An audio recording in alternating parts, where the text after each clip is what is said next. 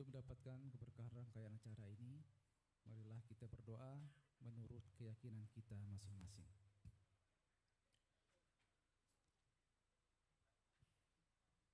A'udzubillahi minasyaitonirrajim. Bismillahirrahmanirrahim. Alhamdulillahirabbil alamin. Wassalatu wassalamu ala sayyidina Muhammadin wa ala alihi wa sahbihi ajma'in. Allahumma ya Allah, Tuhan yang Maha Agung, kami agungkan asma-Mu seraya memohon dan mengharap ridho-Mu. Pada hari ini kami menyelenggarakan seminar internasional dalam rangka memperingati Hari Pers Nasional. Kiranya ya Allah, Engkau berikan kelancaran kegiatan kami ini. Ya Allah, Tuhan yang Maha Pengasih lagi Maha Penyayang, berikanlah kesehatan, kekuatan, dan keselamatan kepada kami, agar sejatinya kami dapat melaksanakan fungsi kami sebagai juru informasi yang akurat dan terpercaya. Ya Allah, berikanlah pintu-pintu kebaikan, bukakanlah pintu-pintu rezeki, pintu-pintu keselamatan, pintu-pintu kesuksesan kepada kami semua. Semoga kami dapat terus menghidupkan dan menumbuh kembangkan media pers yang handal demi menegakkan kebenaran dan keadilan sosial di tengah-tengah bangsa Indonesia khususnya dan dunia global umumnya. Ya Allah, Tuhan yang Maha Pengampun, ampunkanlah segala dosa dan kesalahan kami. Ampunkanlah dosa dan kesalahan kedua orang tua kami, dosa dan kesalahan para pemimpin kami. Ampunkanlah dosa-dosa kami di masa yang akan datang. Allahumma taqabbal minna du'aana fa innaka antas sami'ul alim wa tub alaina fa innaka antat tawwabur rahim. Allahumma ja'al jam'ana hadza jam'an marhuma wa tafarruqana min ba'dihi tafarruqan ma'suma. Rabbana atina fid dunya hasanah wa fil akhirati hasanah wa qina adzabannar. Wa sallallahu ala sayyidina Muhammadin wa ala alihi wa sahbihi wasallam walhamdulillahi rabbil alamin. Assalamualaikum warahmatullahi wabarakatuh.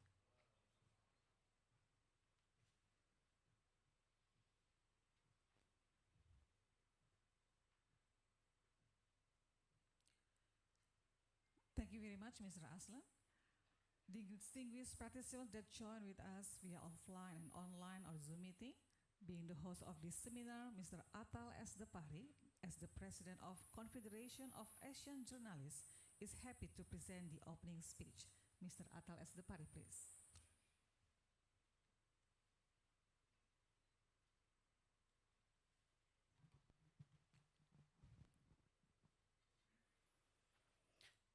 Bismillahirrahmanirrahim.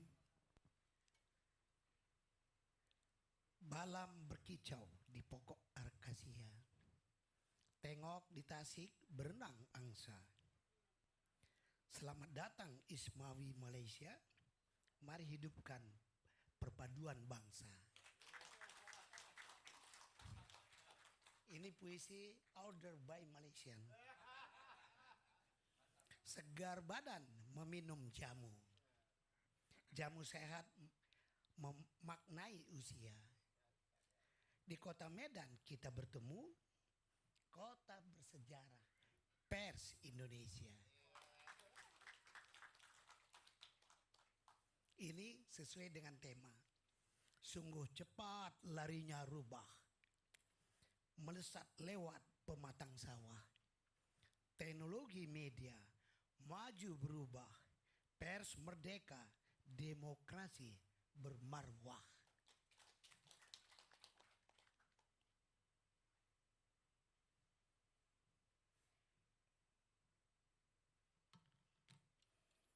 pidato ya. Pidatonya by text.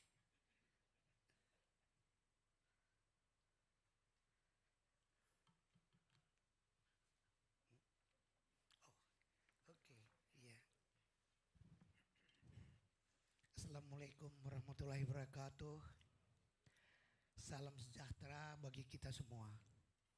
Yang terhormat Bapak Menteri Komunikasi dan Informatika Republik Indonesia yang diwakili oleh Dirjen Informasi Komunikasi Publik Bapak Usman Kansong lagi dalam perjalanan. Ibu Helena Rea, Head of Project dari BBC Media Action. Oke. Ibu Pravita Kusuma Ningtyas, Senior Project Officer. Rekan-rekan wartawan dan hadirin sekalian. Semangat pagi.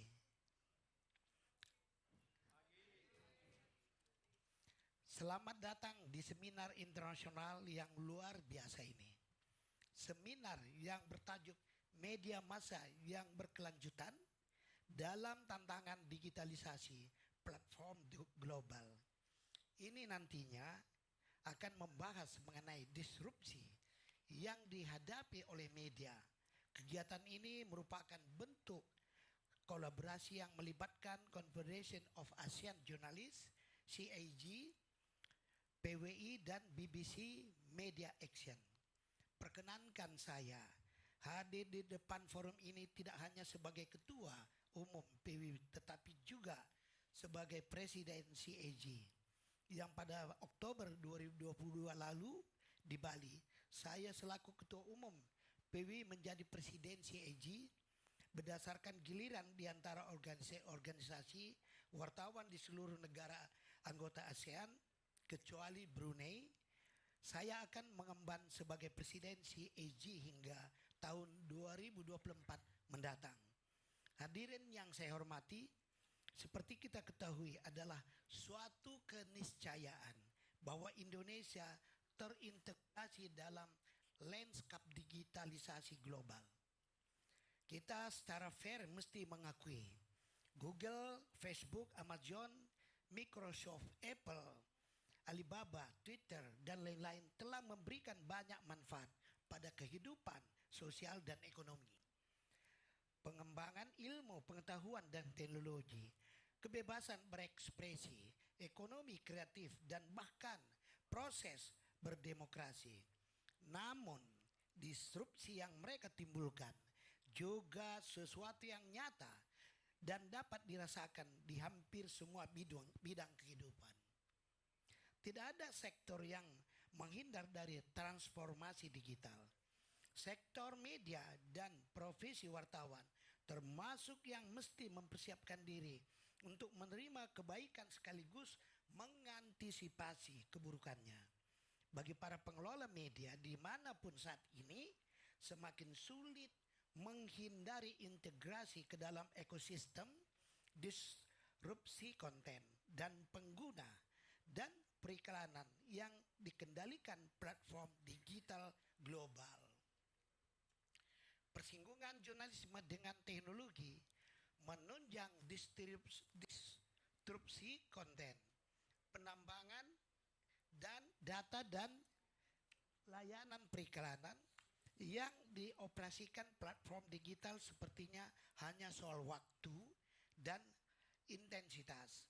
Semua media massa akan mengalaminya, tetapi terkecuali media ternama dunia seperti The New York Times, Washington Post, CNN, Sydney Morning Herald, The Sun, The Finance Times, Der Spiegel, dan lain-lain. Termasuk di Indonesia, sebut saja seperti Kompas, Metro TV, Jawa Post, dan masih banyak lagi.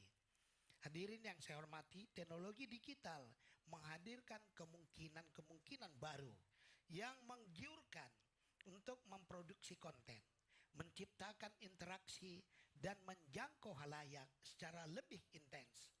Dalam perkembangannya, memang banyak pengelola media yang kecewa terhadap perilaku perilaku platform digital dan berpikir untuk meninggalkannya.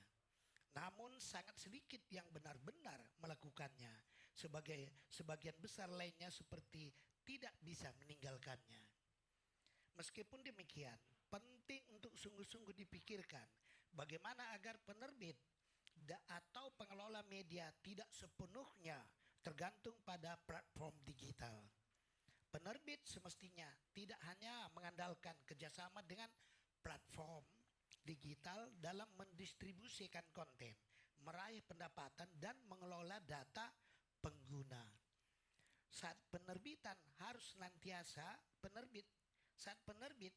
senantiasa memiliki opsi lain di luar kolaborasi dengan platform digital untuk ketiga hal tersebut di atas.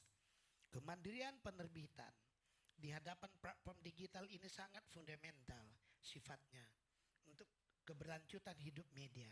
Sejauh ini platform digital tampaknya masih memiliki kepedulian terhadap kualitas jurnalisme dan demokratisasi arus informasi. Namun perlu ditegaskan bahwa motif utama di balik uluran tangan platform digital ke kalangan penerbit sesungguhnya bukan di situ. Pada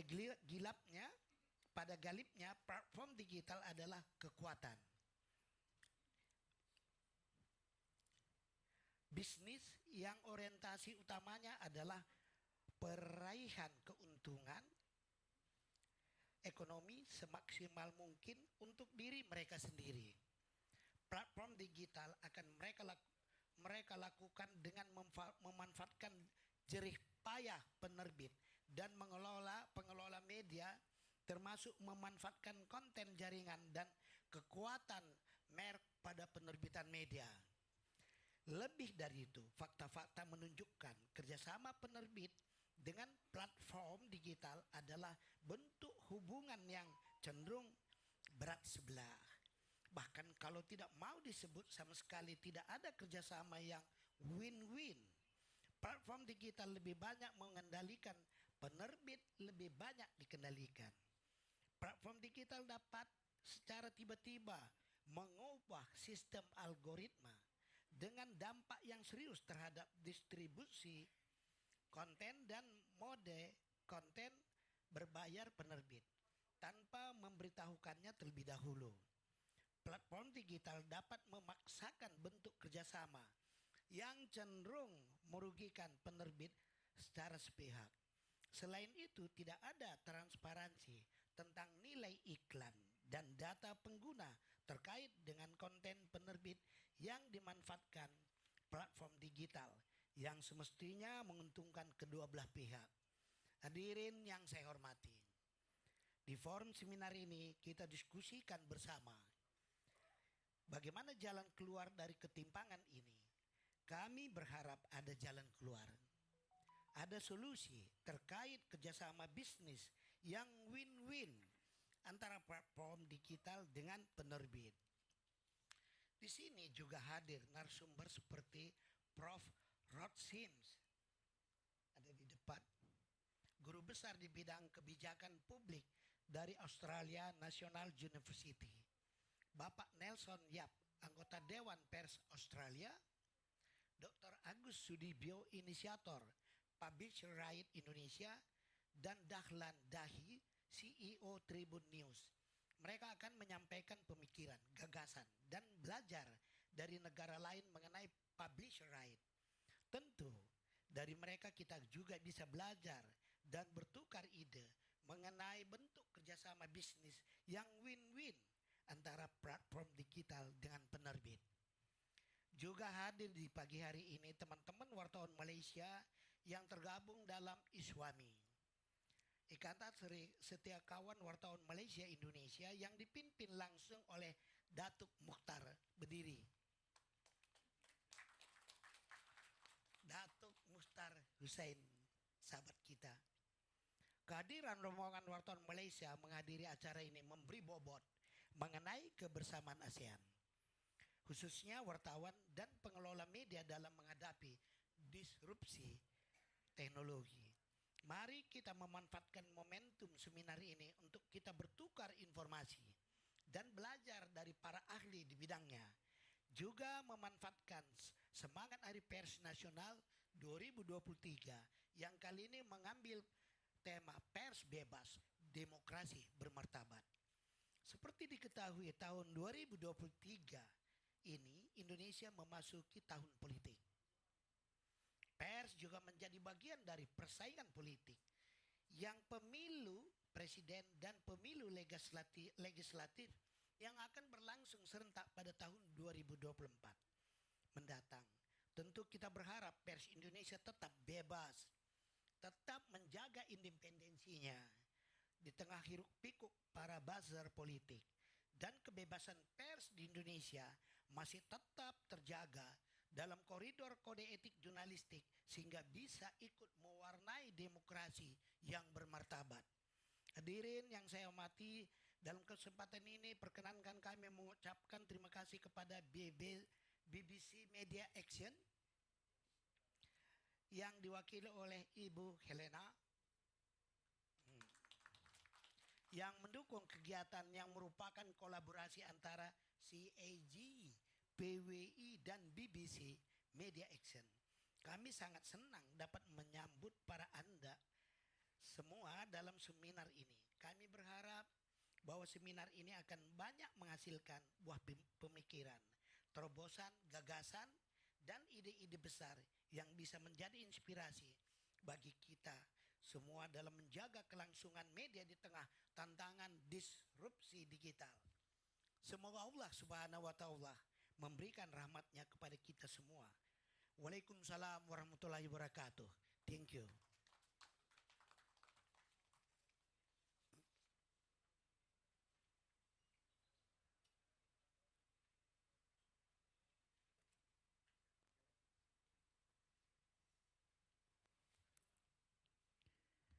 Baik, selanjutnya kami persilakan untuk Bapak Ibu atau Bapak Ibu beserta peserta ya.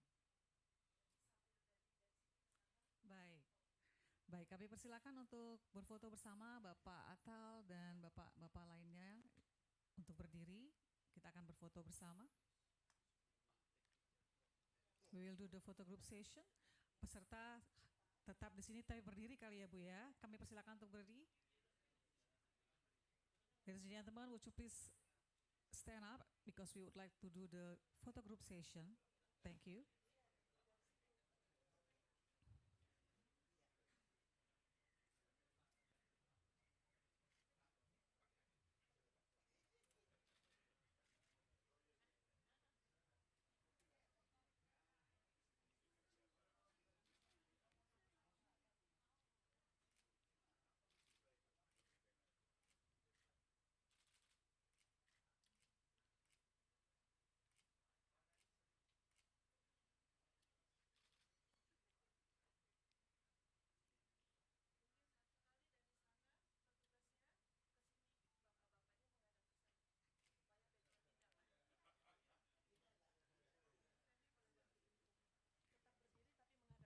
Bapak Ibu mohon tetap berdiri tapi menghadap ke belakang.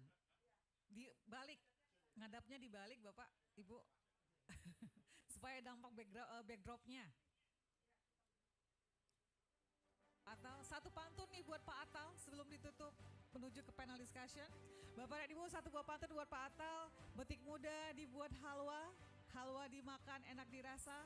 Kalau Pak Atal yang jadi presidennya, si Eji pasti luar biasa. Tepuk tangan buat Pak Atal. Baik, terima kasih banyak. Bapak Ibu, Pak Atal berkenan untuk meninggalkan tempat karena masih ada acara lain yang harus dihadiri oleh Pak Atal. Kami ucapkan terima kasih atas kehadirannya dan sampai ketemu lagi di acara yang berikutnya.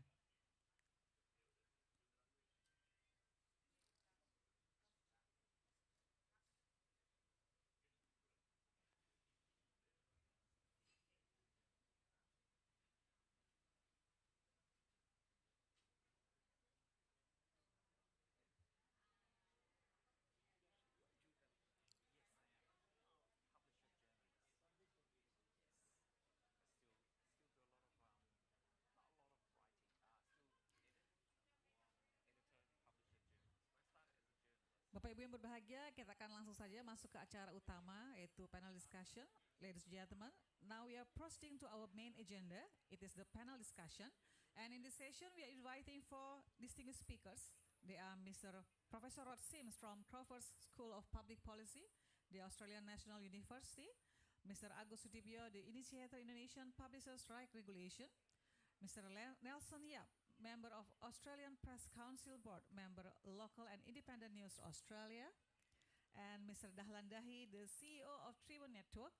And this session will be led by our beautiful moderator, Mrs. Cherstina Chelsea Chan, the academician Media Law Studies, as well as the Assistant to Secretary General of Confederation of Asian Journalists.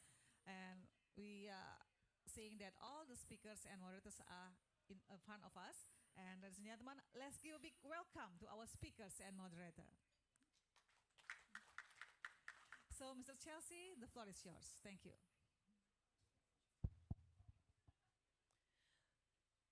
Thank you, Ibu Femi.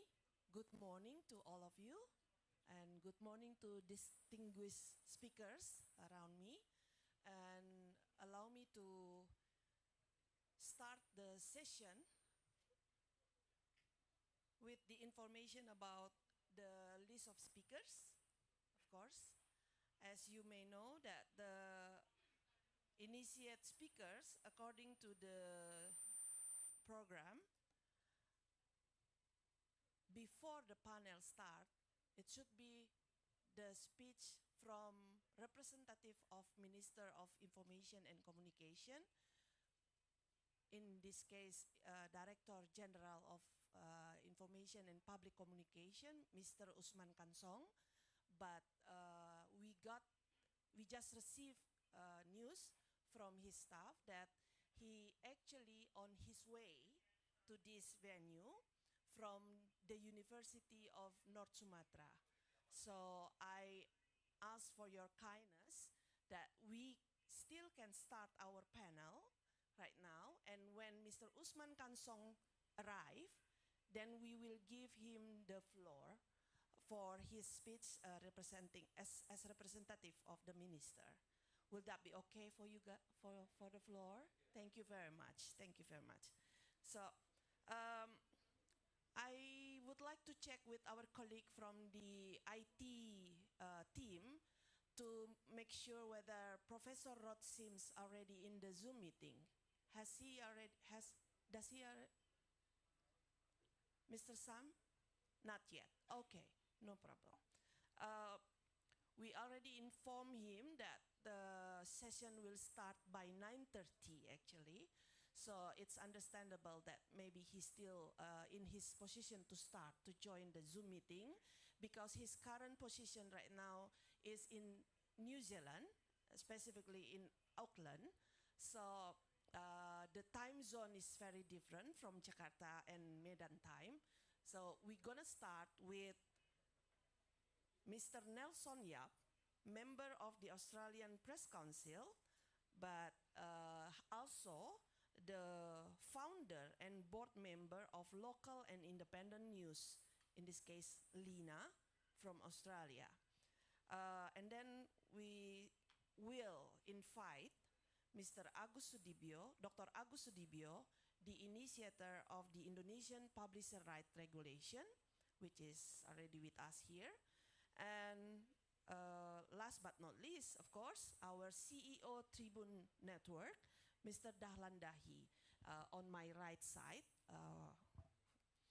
So there will be a session for dialogue or discussion from the floor to the speakers in terms of clarification of their idea, or probably you want to share your point of view. We will start after the panel finish. So please join us until the end of the seminar, and please be in the good spirit when we join this session. So allow me to inform you in terms of the topic, why we choose the topic digital disruption and sustainable media ecosystem governance. For sometimes the Indonesian publishers, in the process of having having this process to get in touch with the international digital platform to make sure that the product, the quality of their journalism product can be used in a proper and appropriate manner. In terms of business side, there is a problem facing by the publishers in Indonesia, especially because Indonesia have by population, it's more than Australia. Nelson said about that yesterday. And the international digital platform will be very, very eager to keep the market in Indonesia alive, to make sure that the publishers can cooperate with them. But of course, we're gonna hear directly from the speaker's point of view and their experience directly. So just to start with, allow me to invite Mr. Nelson Yap for your session. Each speakers will have 15 minutes, so please make use of the time available. Thank you. Let's give an applause for Mr. Nelson Yap. Thank you.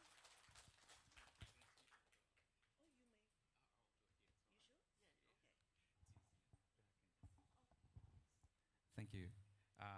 Welcome, ladies and gentlemen, distinguished guests, friends and colleagues. My name's Nelson Yap. I'm the publisher of Australian Property Journal. I'm also co-chair and co-founder of the Public Interest Publishers Alliance and a board member of the Australian Press, not board member, just a member of the Australian Press Council and a board member of the local and independent news association. So I'm here today to share the experiences of what it's like for a publisher to negotiate and benefit from the news bargaining code in Australia. Oh. Do I press that button? Yes. Okay, excellent. So the Publishers Alliance, I'll call them PIPA, we were formed in 2021. When the Australian government announced that the news bargaining code would be introduced earlier that year, it was embraced by all the publishers in Australia because we thought finally we're going to get some sort of revenue or some sort of recognition for all the work that we've done. But after the code was shortly, introduced in Australia, we quickly noticed that independent and small publishers were ignored by the digital platforms. So before the code was, passed by Parliament, they had done deals with the major media companies, which were News Limited, 7 West Media, 9, the ABC, and a select number of medium-sized publishers. But they didn't do any deals with the independent publishers or the smaller ones.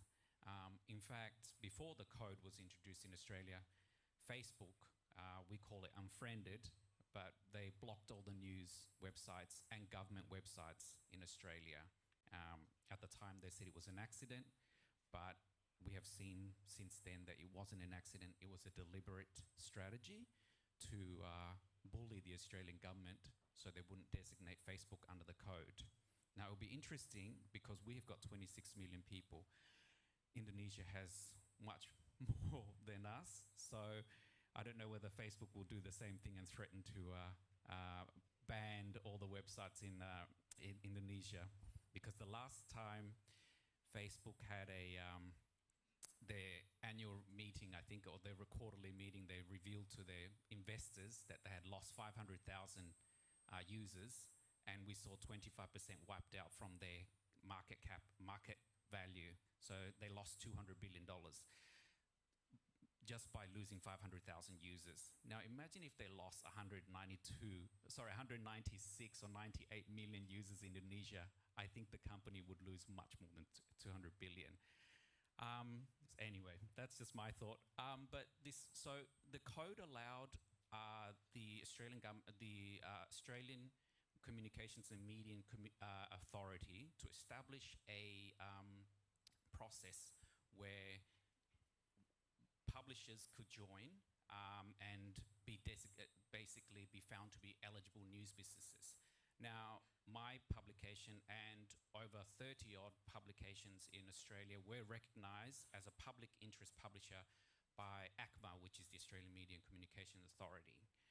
But despite being recognised, we still couldn't get the digital tech platforms to talk to us. They ignored all our emails and all our phone calls, all kinds of communication, because they weren't designated under the code.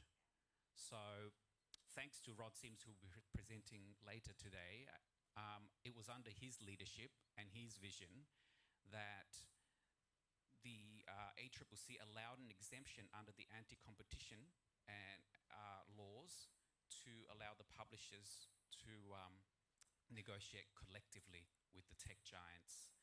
So, and also the ACCC had concluded a report that found that there was a power imbalance between the digital platforms and the small independent publishers, as you expect. You know, we're talking about Google, which is a $1.3 trillion company, and a small independent publisher in Australia. You know, you can see that you're fighting a titan. So, and just I think you know, Australia, we say it's like, you know, battle of David versus Goliath. So it is truly that case. So, okay, so I've already spoken about that. So yes, on the advice of the ACCC, we formed a collective bargaining group, and we were very fortunate to be represented by Emma McDonald, who was supposed to speak here today. Yes, through her role as Andrew Forrest's philanthropic Minderoo Foundation. So we were very fortunate there. And so to give a view, the only other collective bargaining group at the time was the Country Press Australia, which represented all the rural and regional local community publishers. But we were the first of its kind, PIPA, because of our diverse group of small, medium, independent publishers. As you can see, we represented sort of across the spectrum of all the different publishing and magazines in Australia. And I say this to the ministers or whoever I meet, that a lot of our publishers cover stories that are often neglected by the large media companies. So, and they're also, our publishers, some of them are in small communities with only 5,000, 15,000 community people. So, you know, if without our publishers, they would have no way to get news. But more importantly, though, I think as we see now the rise of fake news and misinformation, we as journalists and publishers, not just in Australia, but Indonesia and around the world, we are gatekeepers and we're fighting against the fake news. You know, I didn't put this in because I did the research after, but a joint New York University report found that between August 2020 and January 2021, misinformation posts by accounts on Facebook had 6 times more interactions than posts by trustworthy news sources. So therefore, critics were saying that, experts said that the report supports the view that Facebook rewards accounts that put out misinformation over publishers like us who put out trustworthy information.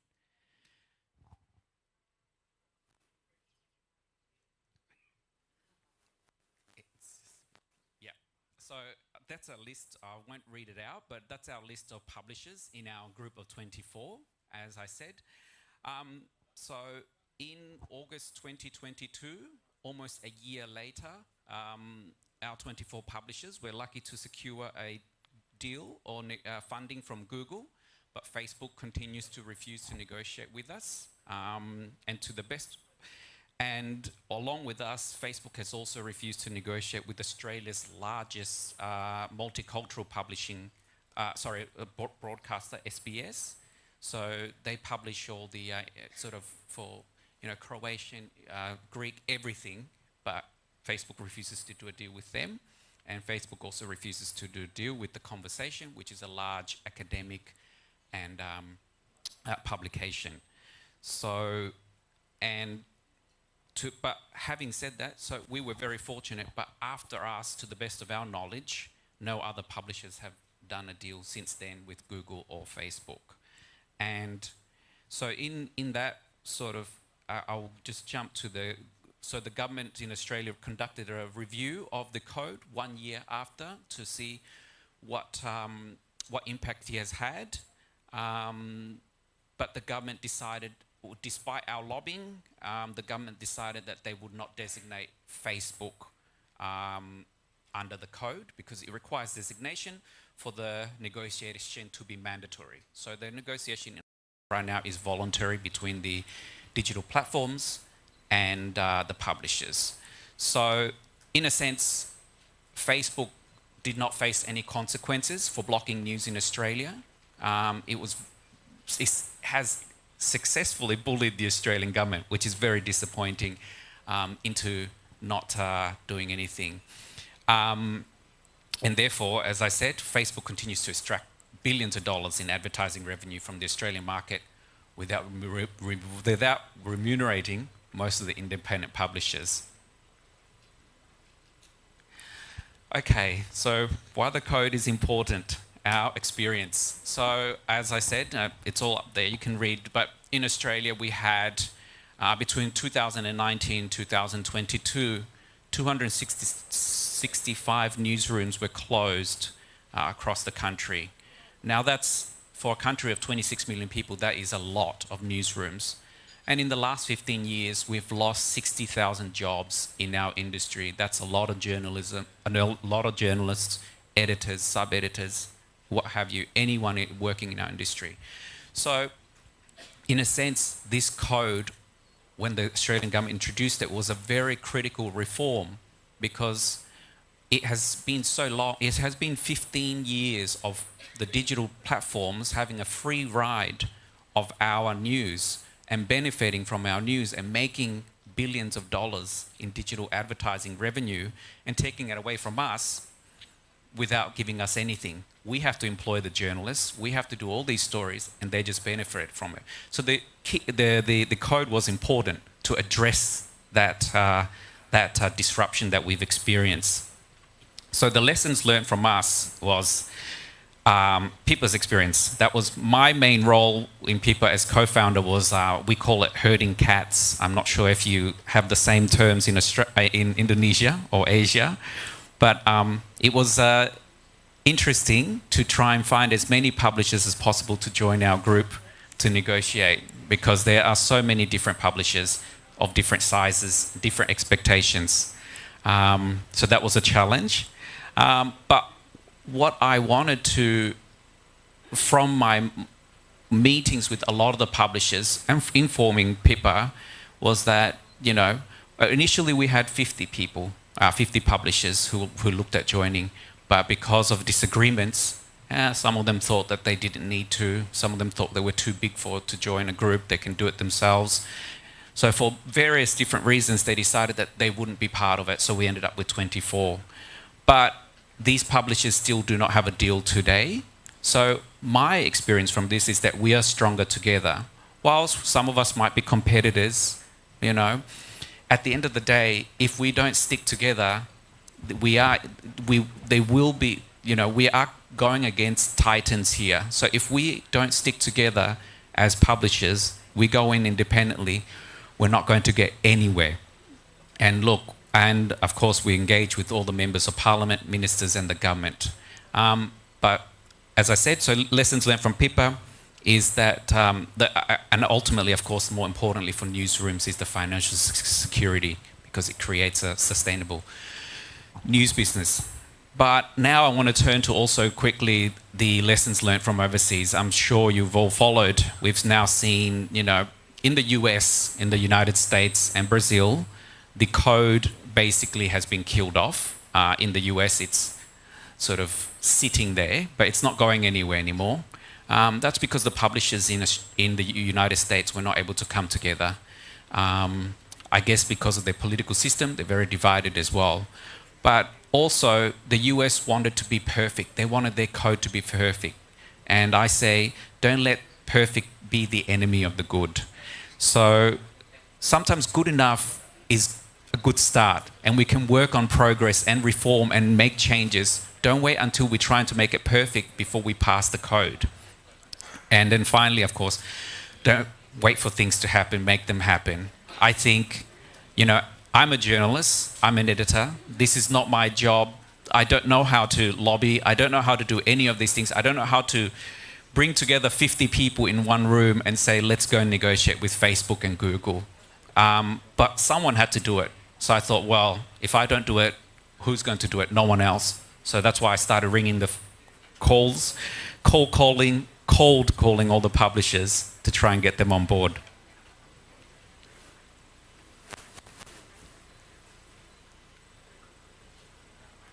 Okay. There's a delay. Oops. Oh no. So funding, that's just a quick slide. Yes, so now in Australia, where, as I said again, and Chelsea has mentioned, we are a small population. We've only got 26 million people, so our media companies are smaller than yours. But publishers, large and small, in Australia have benefited from the deals that have been done with Google and Facebook. These multi-year deals between 3 to 5 years and have brought in over $200 million to local news businesses in Australia. So, and we saw that with the Guardian newspaper. That investment that they secured from Google and Facebook has enabled them to expand their newsrooms by 40. I think it was actually 50 journals, but I said 40 just to be safe. So the Guardian is just one example of many newsrooms in Australia that have benefited. So from PIPA, our own experience, from our 24 publishers, as I said, we secured funding from Google. And to their credit, since we have made a deal with Google, we signed our deal with Google, they have recognized our value to their, they have recognized our value to their platform, and we've had a very positive working relationship with Google, which, so it should be. And also we've received a lot of mentorship from Google and participated in a lot of training programs, particularly in digital disruption. We wanted to learn what's the best approach, how are we sort of reaching our new audiences. And at the end of the day, we also know that, Google has access to all the data analytics, so they can share that vision, that sort of data with us to help us navigate this digital disruption. But from my experience, an independent publisher and owner of Australian Property Journal, the funding from Google has allowed me, just in my example, to hire more journalists. I've also started an internship program with universities to train young journalism students. We've also expanded our public interest journalism news coverage. So we're doing a lot of stories about homelessness, social housing, climate change. So all these things. We've upgraded our digital infrastructure, launched new products, and we've also grown our traffic as well. And that's just in the first 6 months. So actually our first 6 months was February the 1st. And that's just in 6 months what we've achieved from Google funding. And we have all, as I said, publishers, large and small, secured multi-year deals. So imagine what multi-year deals can do for Indonesian publishers if we have achieved that in just 6 months. So my final thoughts are that, and we've seen this in the Treasury Review in Australia, is that Google and Facebook are just the start. We've got digital disruption, but digital disruption has now evolved into the social media disruption, because as now, no doubt you've now noticed in Indonesia that the millennials and the Gen Z news audiences, they turn to social media to get their news. So therefore, in Australia now, the government is considering expanding the code to include Instagram, TikTok, YouTube, Microsoft, and the Apple News platform. And I think the Indonesian government, and particularly looking at the code, should consider expanding it to the social media platform as well, because that's where a lot of the people are getting their news. Research from Oxcom in 2022 found that 29% of teenagers are getting their news from Instagram. And I actually said Instagram twice. 28% are getting their news from TikTok and 28% from YouTube. I should have fixed that mistake.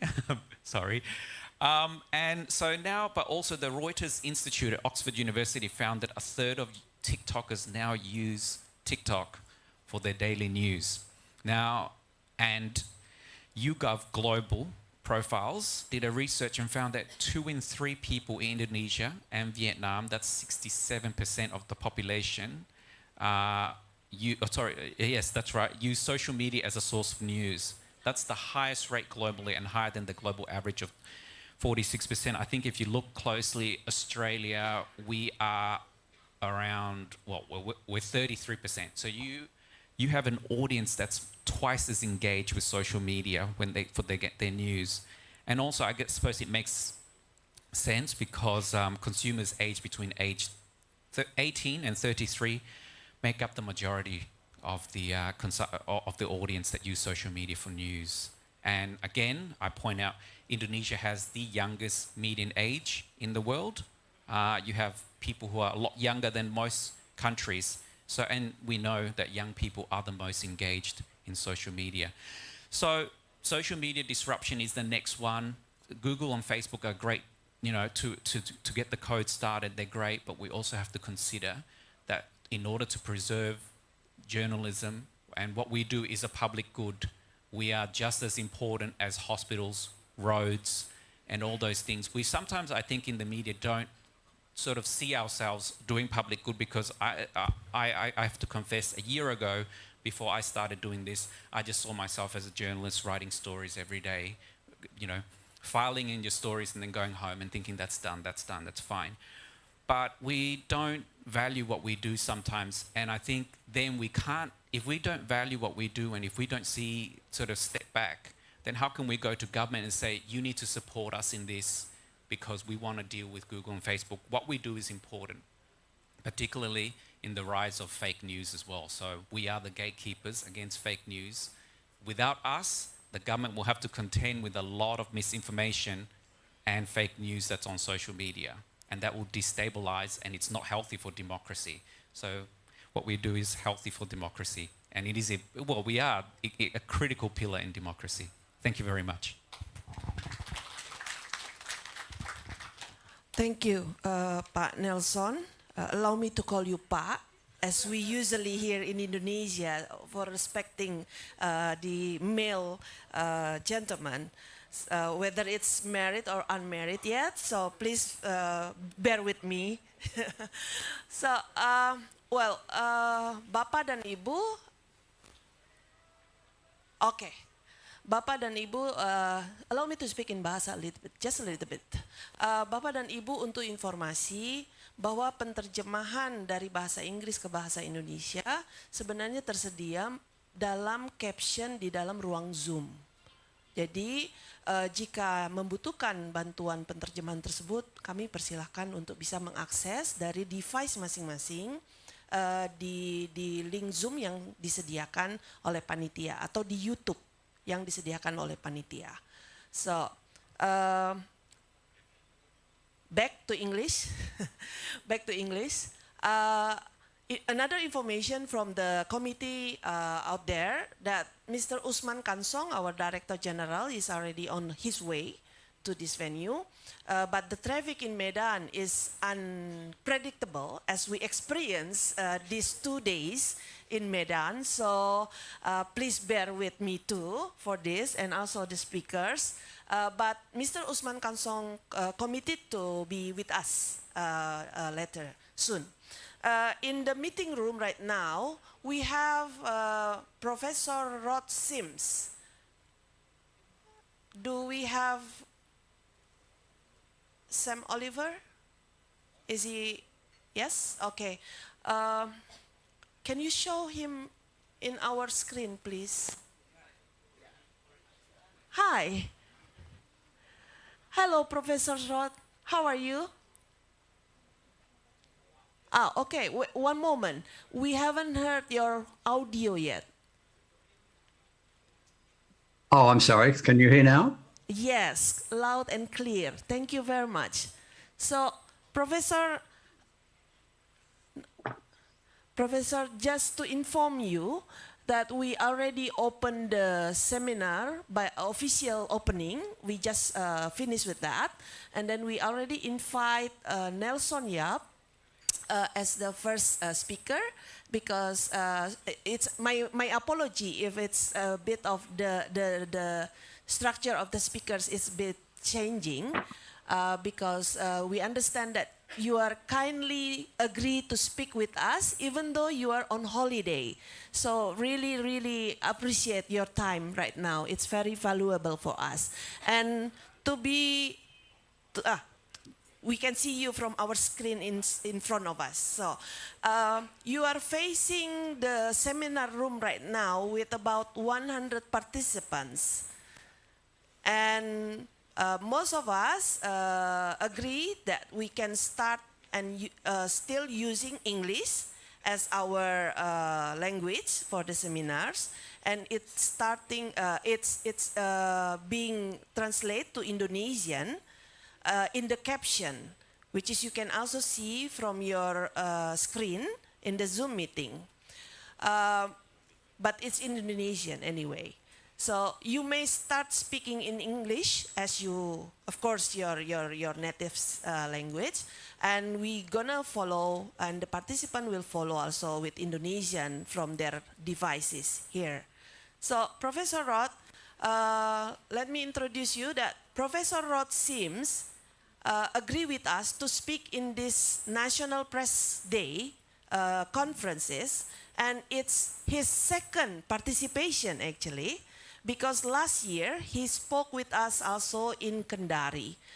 He did it during his term as the president of the Australian Competition Authority.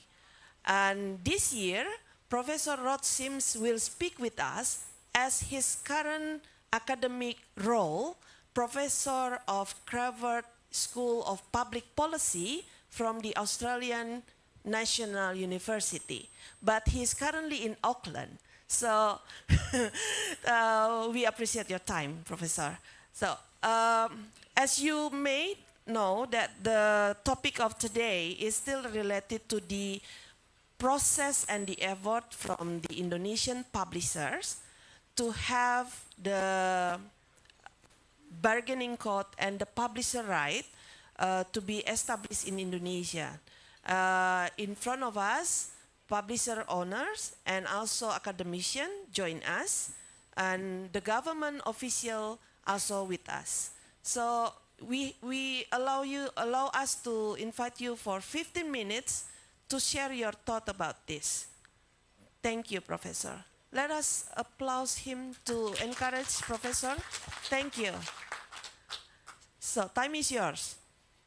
Okay, thank you very much, and thanks for the invitation to speak. Unfortunately, as you say, it did coincide with me being on holidays, and I have to say I'm not in Auckland. I'm very much to the north, the northern tip of New Zealand, so I hope the internet holds up through this discussion. I thought I'd make a few points and then happy to take questions later on. The first point is that what started the News Media Bargaining Code in Australia was a study done by the Australian Competition and Consumer Commission. The law in Australia is such that when the government directs us to do an inquiry, that gives us powers to get information, compulsorily demand information, and it also requires us to make recommendations to the government, which we did. Now, the study was about digital platforms, media, advertising. We ended up making 23 recommendations, of which one was that there be a news media bargaining code. We did make other recommendations about providing funding to local journalism, and a range of other things. So the News Media Bargaining Code was not our only recommendation in relation to journalism, but it was I think our most important one. The reason we made the recommendation for a News Media Bargaining Code was that we could see that, as the previous speaker said so very clearly and very well, the platforms use the content of media businesses to attract people onto their platform, either to answer Google searches or to be on the Facebook newsfeed. When the media companies asked for compensation for this, they were told no. And our view was that there was an imbalance in bargaining power, in the sense that Google and Facebook need media, but they don't need any particular media. They could, even if they had half the media, that would be enough for them. Whereas each of the media businesses did need to be on Google and Facebook. So it was an imbalance in the bargaining power to arrive at an appropriate payment for that content. Google and Facebook said there is no payment for content. The concern we had and the government had was that, again, as the previous speaker just said, journalism is fundamental for democracy. It is a vital ingredient of a well-performing democracy. We don't want the platforms to not make payment, otherwise journalism will decline significantly, and if journalism declines, then our societies will decline. So the logic for the News Media Bargaining Code was the imbalance in bargaining power and the importance of journalism. Now, the News Media Bargaining Code was a recommendation to government. It was accepted by government at the end of 2020. And the point I want to make here is it's nothing to do with competition law, even though it was the Australian Competition and Consumer Committee which recommended it, or Commission which recommended it. It is government legislation. So ultimately, in Indonesia, in other ASEAN countries, you need government legislation to make this work. Now, there's three components of that legislation which are fundamental. One is that there is a process of negotiation, but if negotiation does not yield an outcome within a certain period of time, then there is a process of arbitration. So it is a negotiate, arbitrate model. The reason that's important is Google and Facebook, you could require them to negotiate, but they'll still say, we won't pay you anything. Faced with the prospect that payment might be determined by an arbitrator, that encourages them to do a deal because they'd rather do a deal themselves than have it determined by an arbitrator. So it's very much a forcing device. Having arbitration there is a forcing device to even up the bargaining power and get a fair deal. The other component is that the legislation says that the legislation in Australia does not compel Google and Facebook to do any deals, but if they do a deal with any media company, then they must do a deal with all qualifying media companies. So one in, all in was the second component. And the third one was collective bargaining, that particularly the smaller players could get together and bargain as one. So negotiate, arbitrate was fundamental. One in, all in. If you deal with one media company, you've got to deal with a lot. And thirdly, collective bargaining. Those are the three key ingredients of the code. If any legislation in any of your jurisdictions tries to deal with this, it needs to include all three of those components. Doesn't need much more. It just needs those three components. Now, the process, I won't describe it too much, but it is worth stating that when the government was attempting to introduce the legislation, we had about a year of negotiating the legislation. It was the ACCC, which I was leading at the time, which drafted the legislation with the Commonwealth Treasury, and the Commonwealth Department of Communications. Google said that if this legislation passes, we will leave Australia.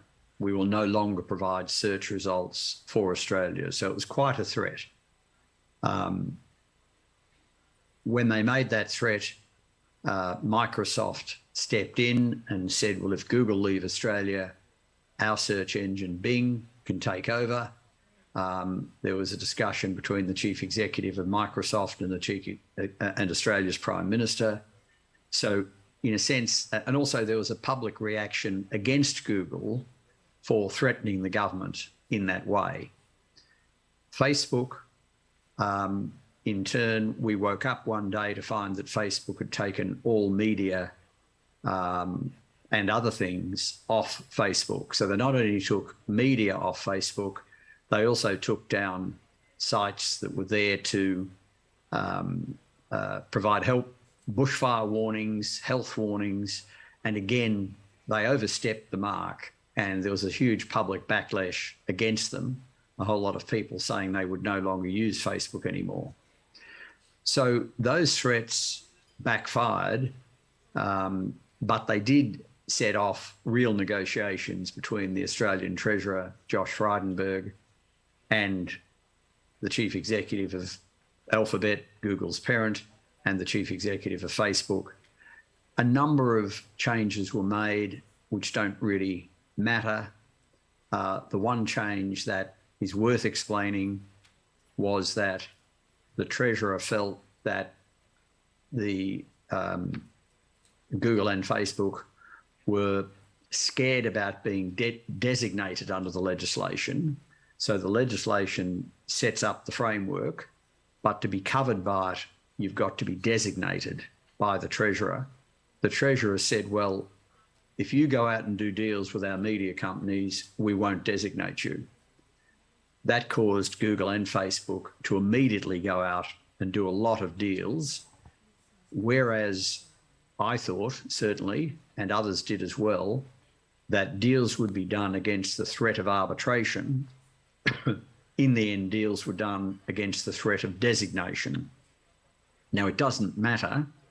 The point is deals were done. So Google have now done deals with essentially all Australian media. There's a few companies that don't have deals, but it is disputed about whether they qualify or not. The companies that clearly qualify have all got deals, and that's very pleasing. So Google has done deals, I think, with just about everybody. The number of exceptions are exceptionally small and may not exist. Facebook did a deal with approximately, I think, media companies that employ about 85% of Australian journalists. As the previous speaker just said, they did not do a deal with Australia's multicultural broadcaster, the Special Broadcasting Service, or SBS. They did not do a deal with the joint venture between sort of media and academic, called The Conversation, as is just mentioned. But they did a deal with a lot of other companies. So the result of all that was that Google and Facebook are paying over $200 million per year to Australian media companies. The previous speaker mentioned some of the benefits of that. The Guardian increased its staff by about 50%, and various journalists have told me that once the code came in, there's never been a better time to be a journalist. That is, the demand for journalism services has gone up massively. So it's been very successful, a lot of money paid. Now, there's a couple of criticisms that have been made internationally about the code. One is that it just deals with, it just benefits the large players, not the small ones. That is simply not true. Google have done a deal with, as I say, just about everybody. Facebook with about 85% of the media landscape. But deals have been done with large and small players. In my experience, the smaller players got more money per journalist than the larger players. Now, that's not going to be always the case, but it's certainly largely the case. It's been a very successful process. It's now being followed in Canada, where the legislation is now being reviewed by the upper house of their parliament. I spoke to the lower house. It's now before the upper house. So I'm very confident that there'll be a news media bargaining code equivalent in Canada. I think there's a good chance there'll be one in the United Kingdom. They're due to pass their legislation next year. It's broader legislation, but once it's passed, it allows for a news media bargaining code. So they're the two most likely places.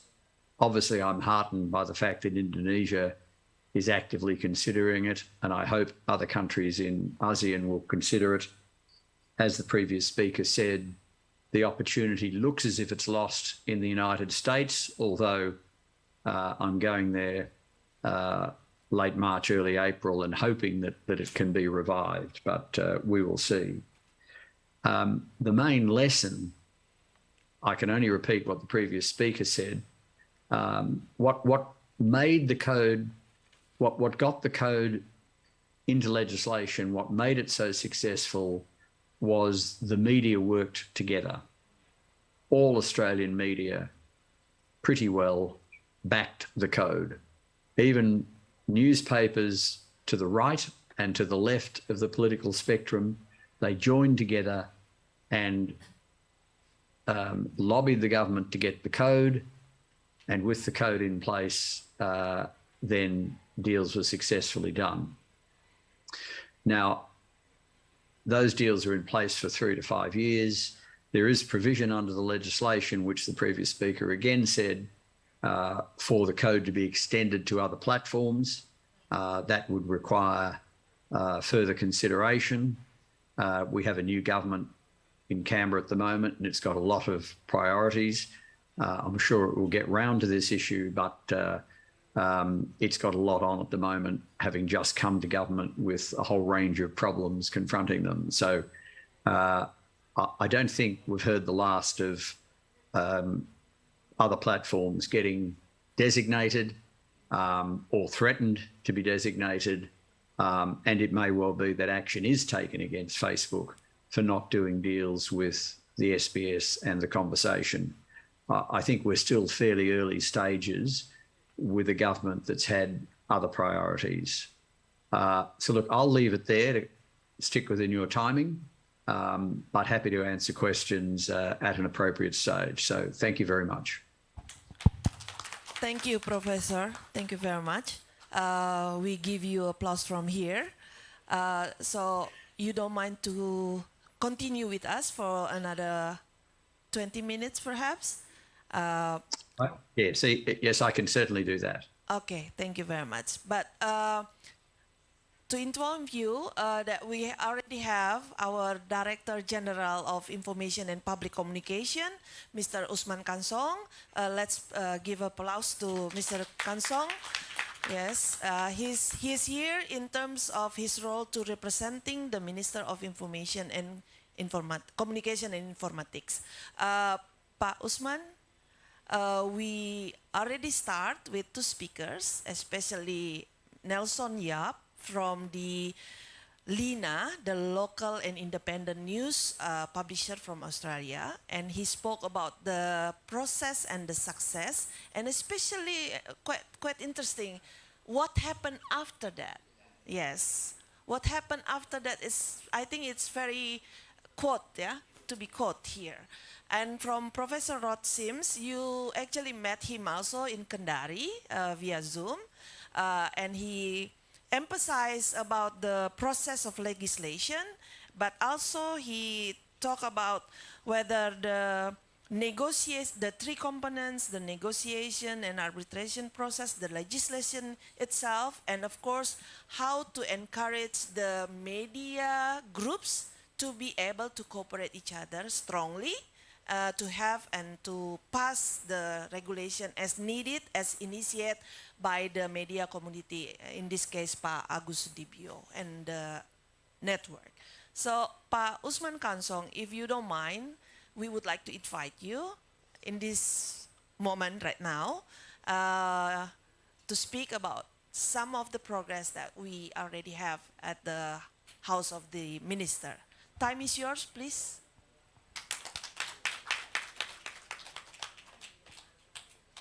To inform you that we use the English, but you may speak in Bahasa. The translation is available at the caption of the Zoom meeting. Thank Okay, I you. will speak in mixed languages. Okay, the translator, please be informed that Mr. Usman Kansong will speak mix English and Indonesia, and especially maybe Medan language also. So be aware. Thank you. Okay, thank you very much for this occasion, for this chance to speak on what is the progress of the legislation or regulation of the publisher right. Kominfo, the Ministry of Communication and Informatics, has just submitted the draft of a presidential decree on publisher right or negotiation code in terms of Australia, like Rod Sims said earlier. And we are waiting for the response of the president. We have to submit the draft. We call it, we ask from the president the initiative right to initiate, to developing or to form the legislation. We have had draft, but after president give us the initiative right, we will discuss again. We will discuss more deeply about the substance of the publisher right. Let me inform you that there are two substance of the publisher right regulation. The first is that the platform must cooperate with the media in Indonesia in term when the platform want to deliver the news in their platform from our media. They must cooperate. They must negotiate with our media. But the negotiate will be B2B business, business to business negotiation. And the second, we will have such a body, such a controlling body to watch, to control the, to see the negotiation between the platform and the media. The body will mediate if there is a dispute, if there is a dispute between platform and the media. And it is okay also if the platform and the media use arbitrage mechanism via BANI. We have BANI here in Indonesia, Badan Arbitrase Nasional Indonesia. And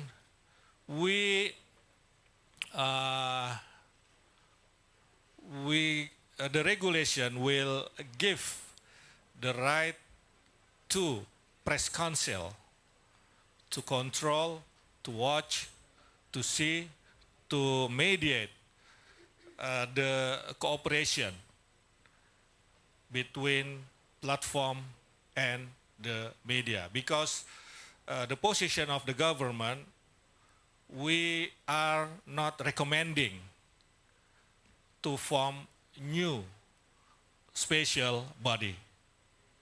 So we will use the existing body, that is press council.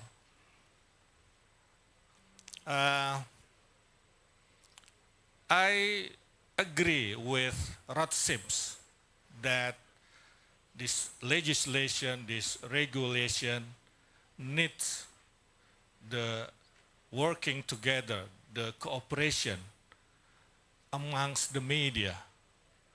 The media in Indonesia and the government should be united. We don't want in government that there is a dispute or there is differences opinion between amongst the media in Indonesia. So we should unite here if we want to regulate the platform. And the position of the government here that we have press freedom here in Indonesia. So we will regulate the economic aspect, not the press or journalism aspect. That's the first. And the second, we regulate, we govern the platform, not regulate or govern the press. Yeah, because we have press freedom here.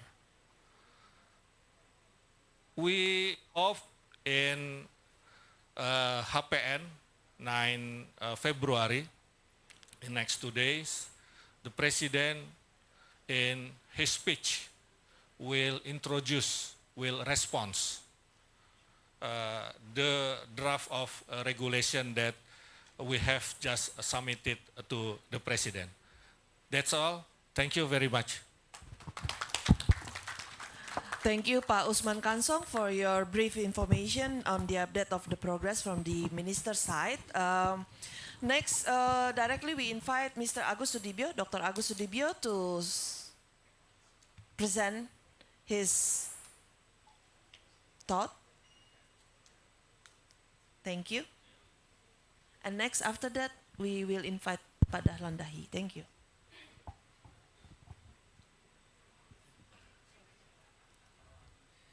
Thank you, Chelsea. Bismillahirrahmanirrahim. Assalamualaikum warahmatullahi ta'ala wabarakatuh. First, thank you for CIG, PWI, and PPC Media Action for invite me to join in these important meetings. And it's really nice to meet all of you, especially colleagues from other country in Southeast Asia region, especially from my friend from Malaysia, tepuk tangan.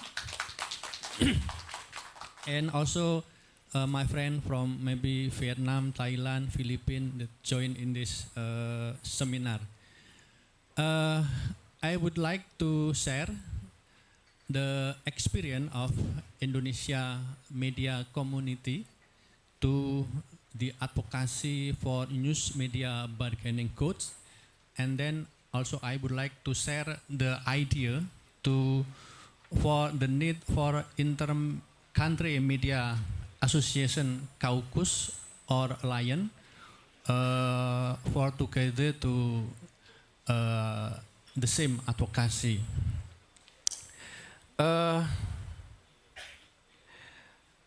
As we all know that the main problem in media industry now is the monopoly by the giant global digital platform. I don't know the exact situation in each country in ASEAN region, but if we refer to the context of Indonesia today, the monopoly of global digital platform company happen at least in 3 levels. First, around 80% of news distribution in Indonesia is controlled by Google and Facebook. This duopoly also grab around 75% digital advertising expenditure in Indonesia. And they also monopolize the processing and also utilization of user behavioral data. Even though they use publisher own news content in mining that user behavioral data, they refuse to share the data to publisher. If publisher need the user behavioral data, they still have to buy to Google and Facebook.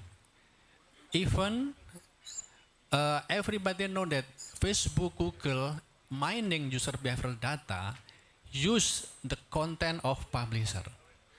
I think it's not only Indonesia problem, it's a problem in every country. Also, I think in Australia also. So in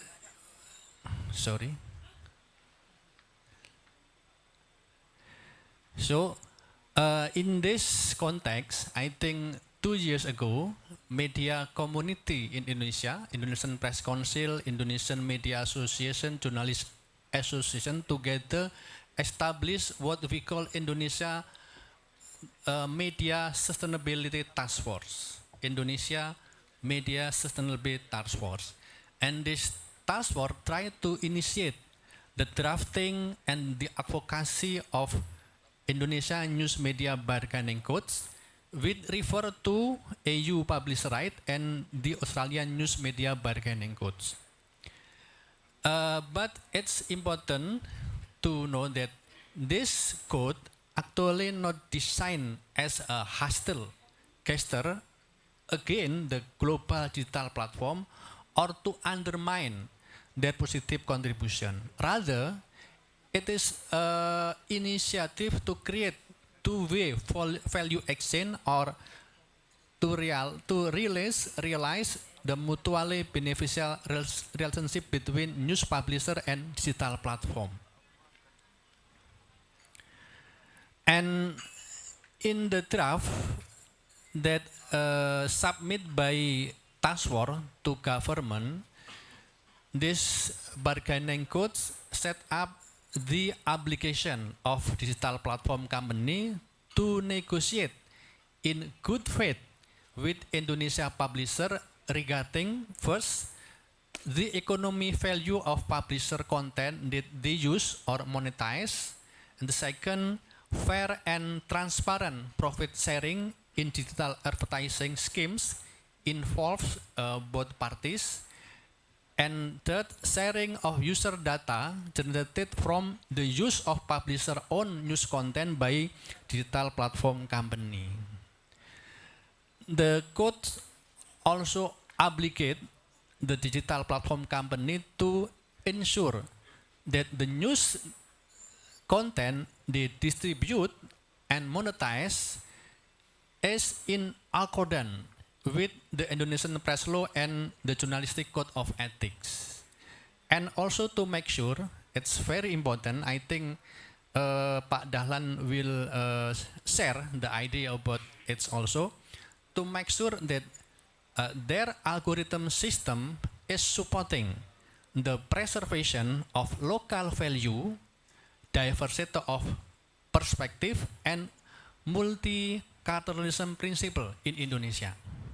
So we also talk about how we govern the system of algorithm in some national entity.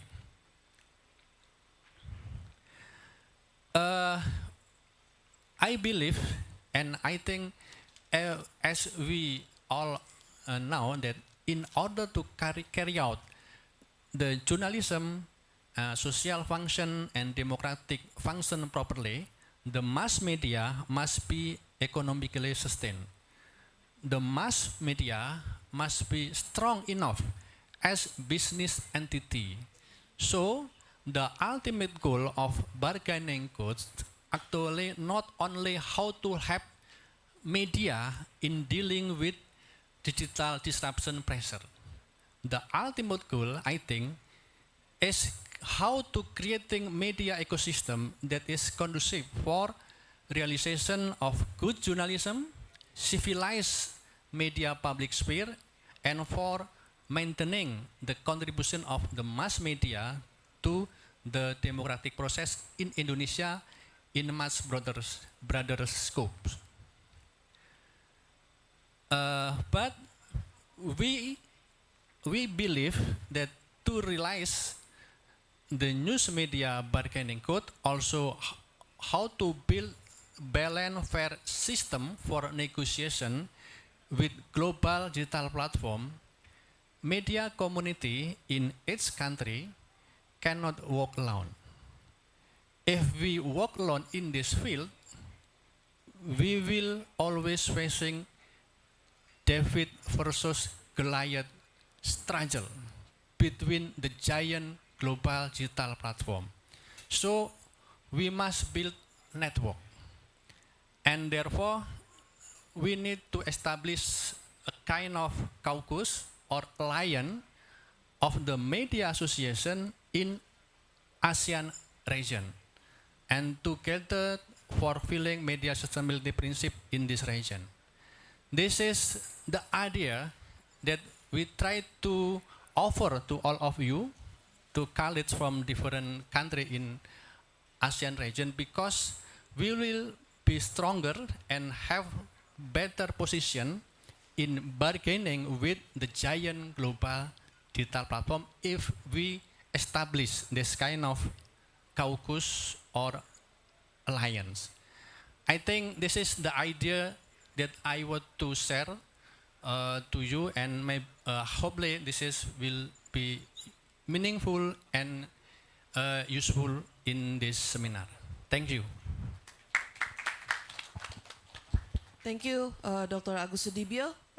The process of the advocacy and the purpose of the ultimate goal together among the ASEAN Journalist Association and Journalist Organization to have this idea to be happen at the end.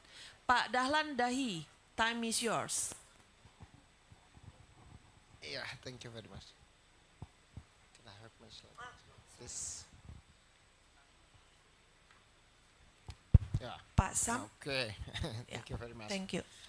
Assalamualaikum, selamat siang. Ladies and gentlemen, it's an honor to speak in this forum, but let me introduce myself to understand my perspective. I think this is important. I am CEO of Tribun, which is a media network that have 40 offices across Indonesia, and I work as a journalist, so local journalist as yours. But I am a little lucky that I work as a journalist for almost 30 years now. I work as a journalist 19 years in local newspaper. It's okay. So second, I want to put in the context. So Australian News Bargaining Code is about the relation between publisher and platform in business side. So it's about revenue share, which is also important since I believe that media can do the main role as a fourth pillar of democracy when financially, businessly, they are strong. So we have to make the media strong so they become do their role as an important part to build the democracy. But I think it's not enough. we should also look at how algorithm are impacting our life.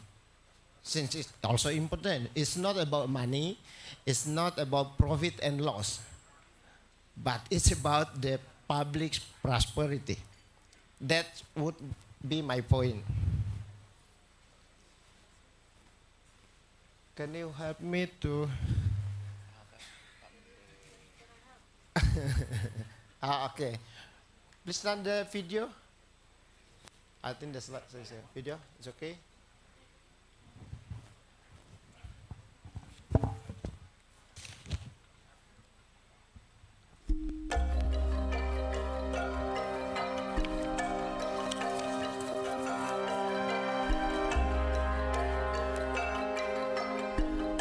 Indonesia, negara kepulauan terindah.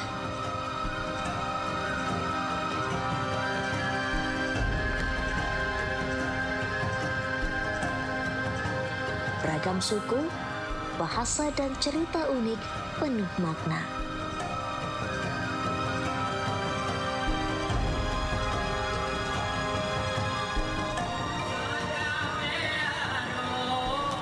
Warna-warni Indonesia dalam Bhinneka Tunggal Ika.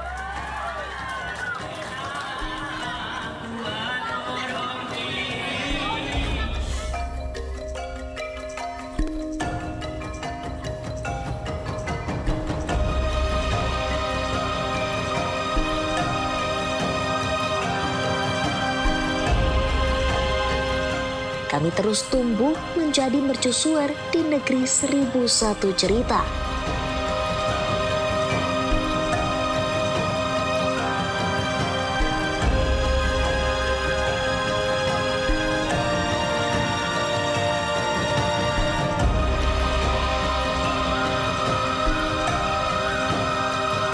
Kami tahu lebih dalam karena kami dekat dengan sumber cerita.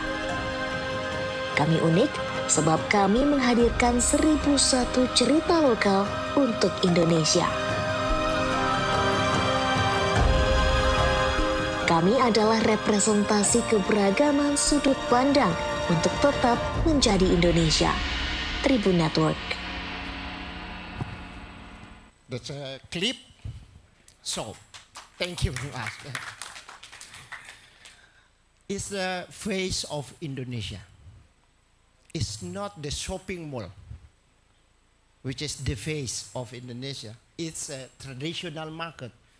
It's the heart of Indonesia. You can find this perspective if you go deeply to find local perspective. That's why we see Indonesia, which is diverse in ethnicity, culture, and religion. It's a beautiful Indonesia that make Indonesia Indonesia.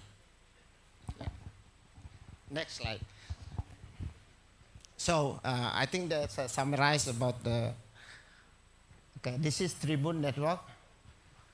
So Nelson from Aceh in the left side. Flight to Papua, I think took like 5 hours. Yeah, it's the same you fly from Melbourne to Hong Kong. Yeah, right. Yeah, that's Indonesia. Okay. Okay, we start with local newspaper 35 years ago. 35 years, I think it's important because media could only sustain if they get trust from the people.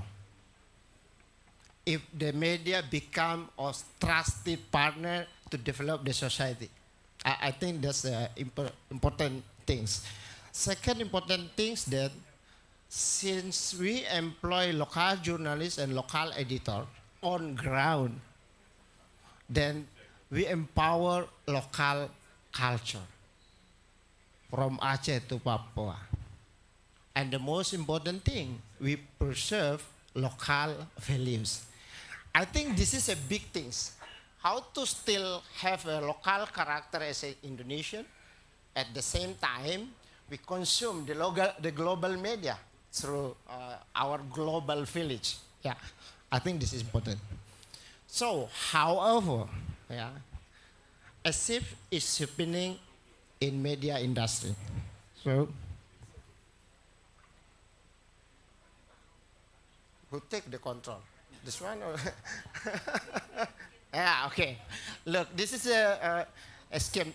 I just want to simply explain this. So, wait a minute. Okay.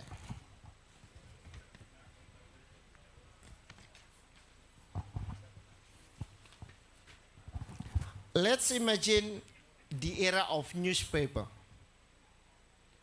where the digital social media and Google are not so powerful like nowadays. Okay. I want to emphasize that journalists works to find and to process information and to publish them to the public. Editor process the news and decide what news, in what angle, for the public. My point is, the editor has the power to decide what public should remember and what should be forgotten. Yeah. Editors are responsible for building a good and healthy society.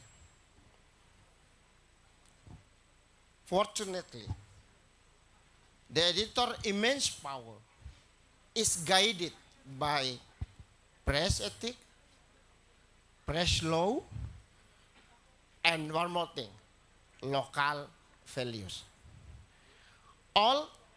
It's all ensure the editor works for the public, for democracy, and protect the local values.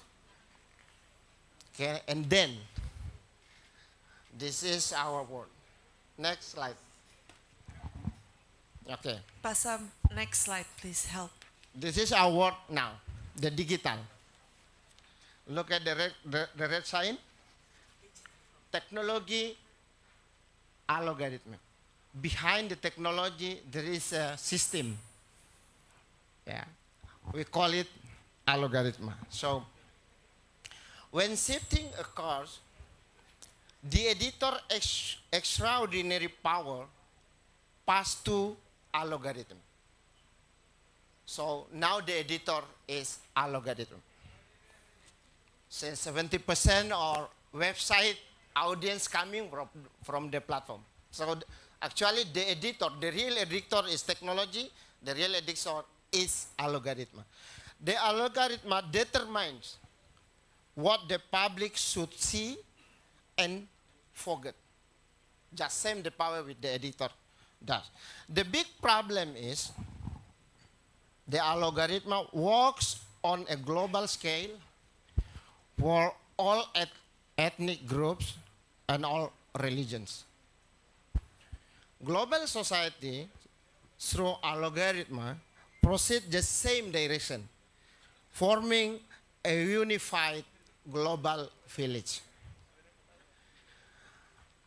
I discussed with with my friend in a global tech company.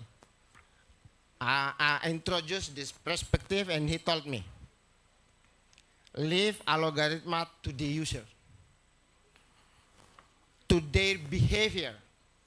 Since you know, the user, the content, the raw material, it's a raw material for digital tech company. And it is free. That's Australian news bagian code ask, please pay. This is our raw material. You should pay. It's not free. Yeah, it's a gold. It's a gold mining, okay? But leave algorithm to user, to their behavior, and let algorithm work to provide content and news that are relevant to them, actually consists a big problem. It looks democratic since you have you hand over the power to user, not to the media.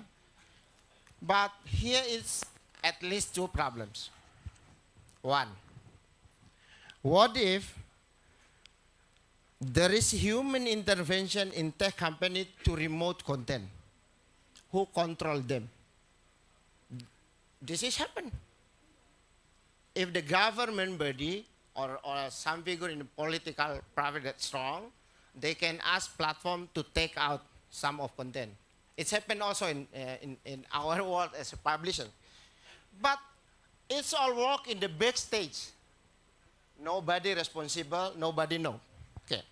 Second, what if the algorithm which work with the amount and the quality of engagement move in a direction that actually destroys society and civilization? Who control them? That's the point when the editor or when algorithm take over the power of human editors. Next. The contrast is there, not here. Yeah. So that's algorithm, then it's a human editors. Yeah, okay. Next, please. So, okay. Here is my big question at this forum. Who watch, who control the guys, the men behind algorithm? Since algorithm decide of what public would see and would gotten, who control them? Is Indonesia legislation, Indonesia president, Indonesia parliament, or should Malaysia parliament? Or should United States parliament? Who control these powerful guys? And who know them? Any of you know who is the man behind the algorithm? I want to state my important point. Okay.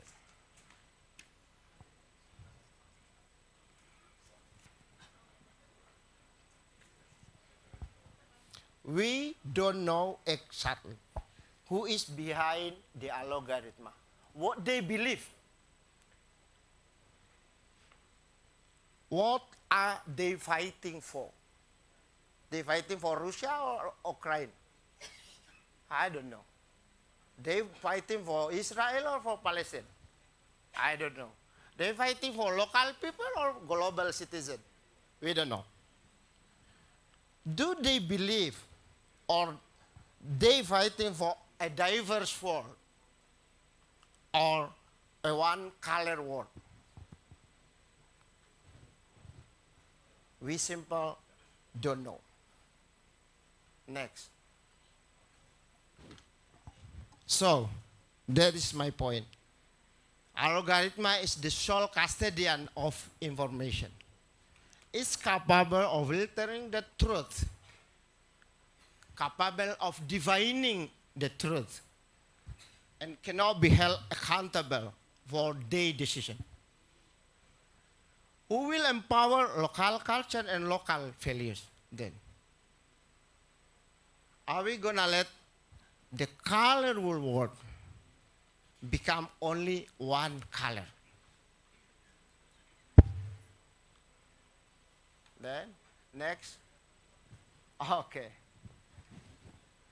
That's why I propose that should be independent, trustee body who take the role to control algorithm, to make sure they preserve local value, national identity, and democracy.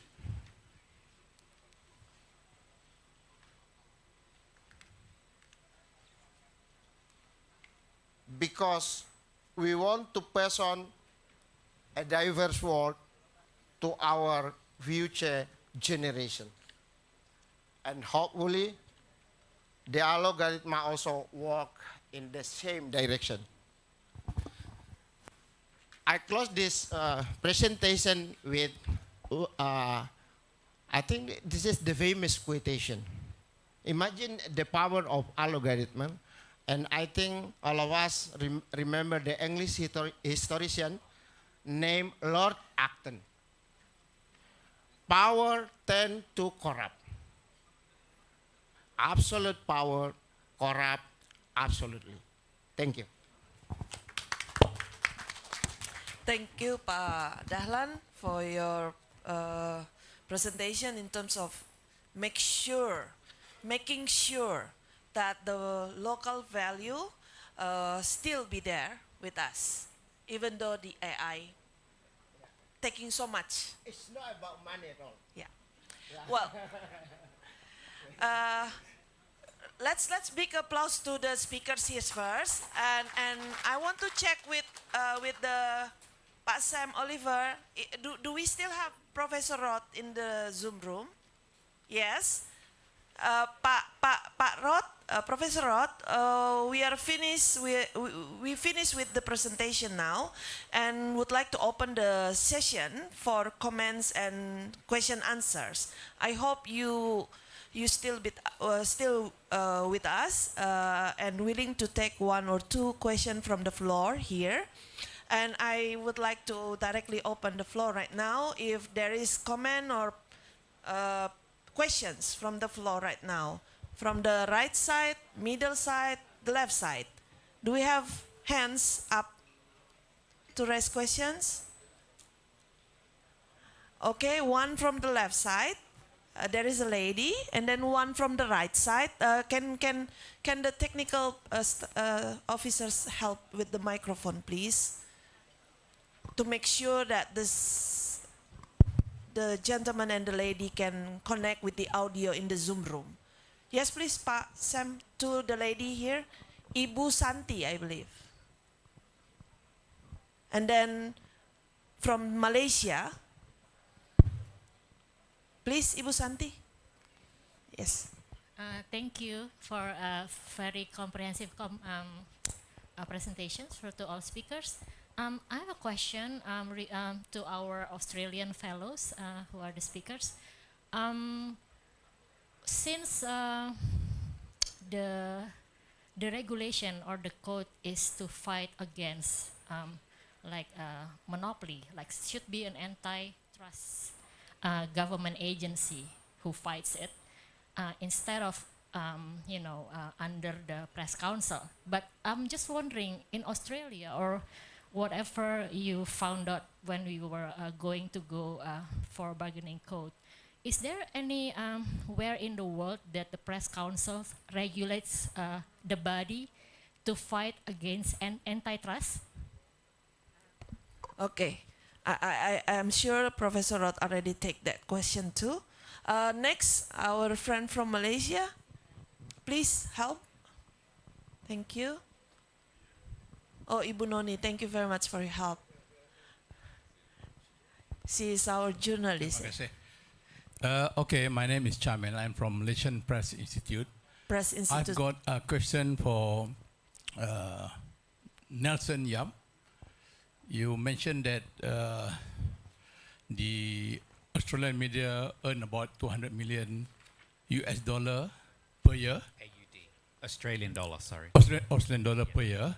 And the things that I want to know, how actually do you distribute the amount among the 24 PIFA members? 200 million. You know?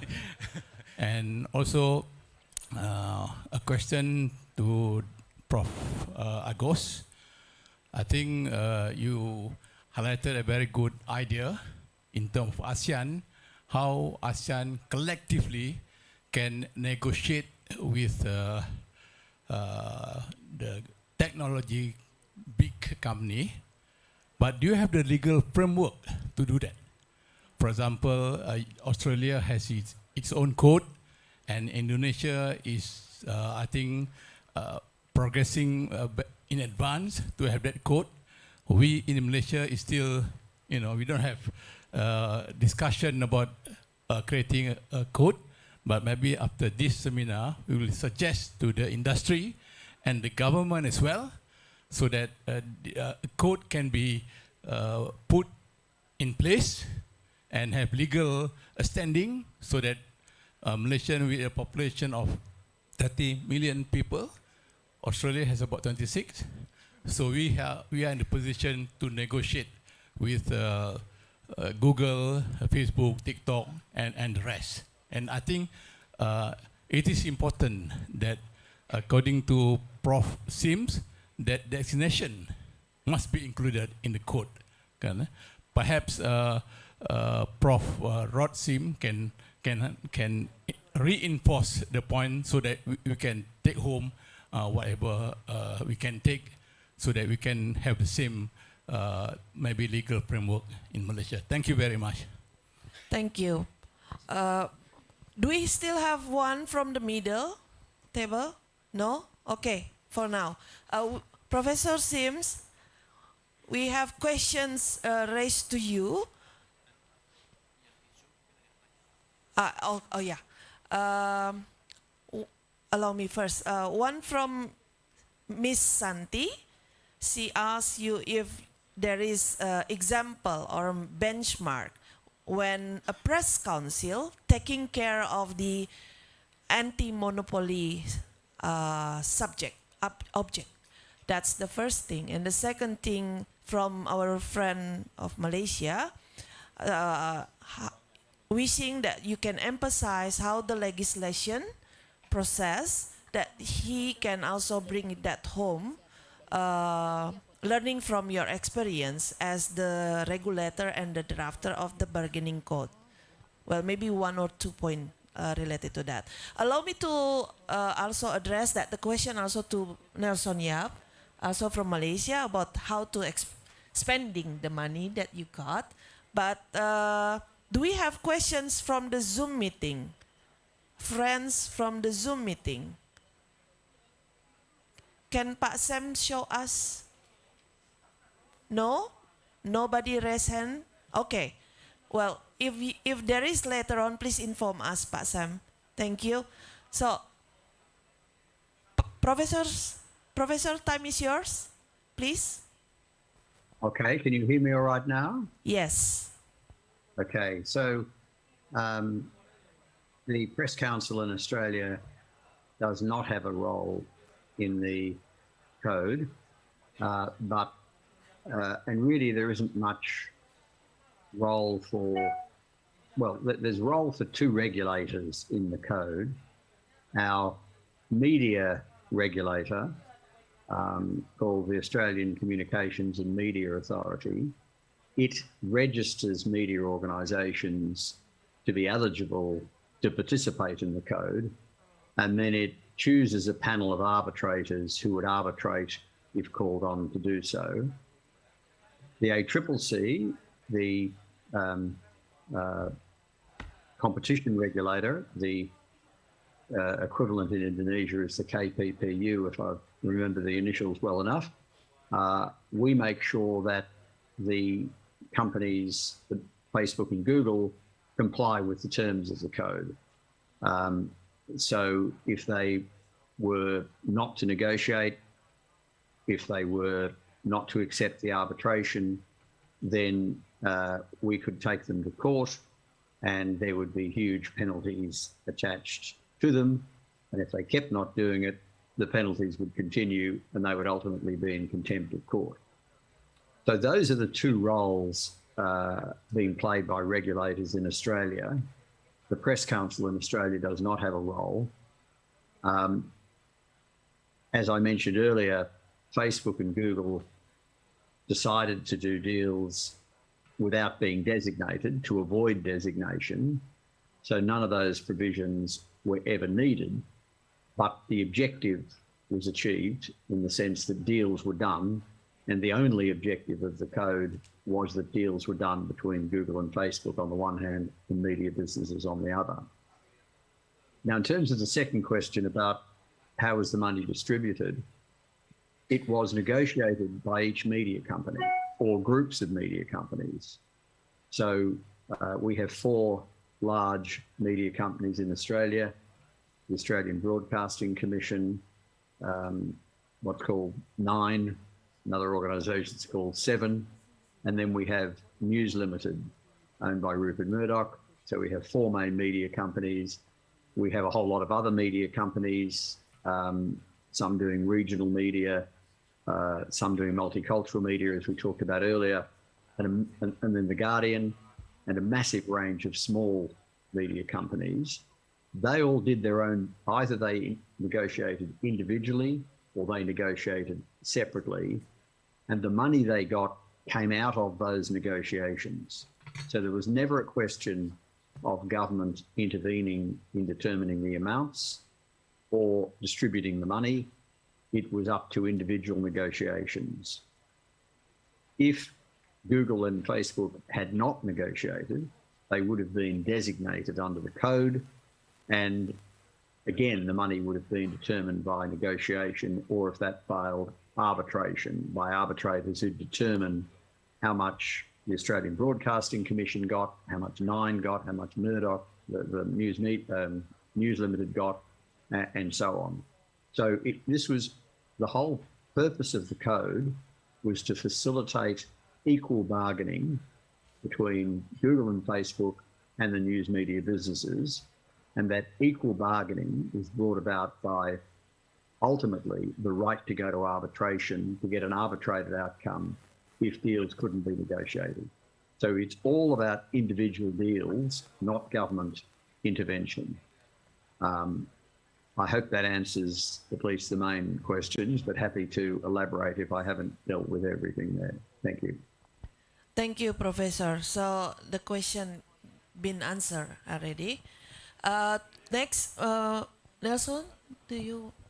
Yes, just regarding that, absolutely, as Rod said, Professor Sim said, the $200 million is a total of all the different amounts that the different media companies, over $200 million, sorry, is a total of all the different companies that have negotiated, or what we believe to be.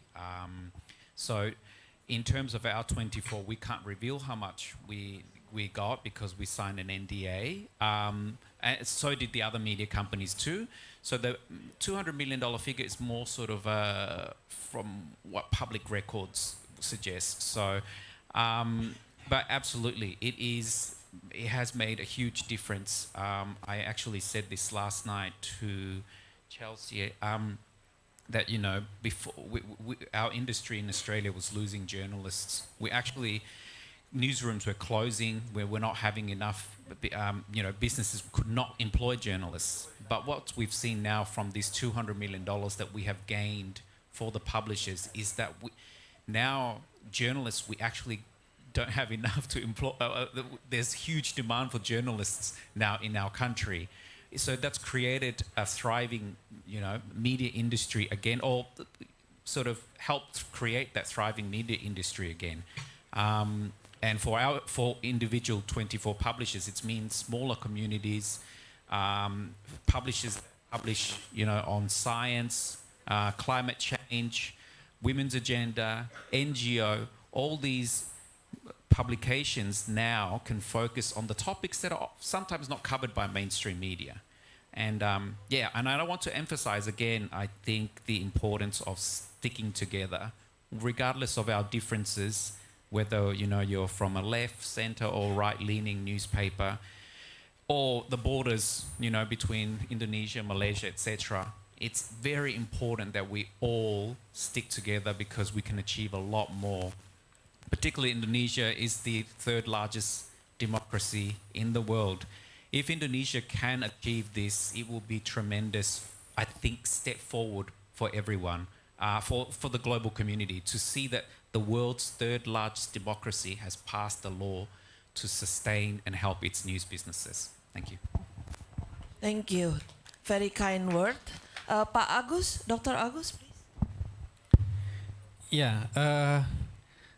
When we meet with colleagues from UK, AU, and also from Australia, they always talk about the need of networking, the need of work together, dealing with the giant global digital platform. So, and we already discussed this idea with a friend from Cambodia and also from another country when CIG have a general meeting in Bali last year. So and of course we can share our draft for you. And I think Indonesia and Malaysia is a unique entity in this thing because we have quite similar language. I think we need, for example, the idea to set up a search engine in Bahasa Melayu like that.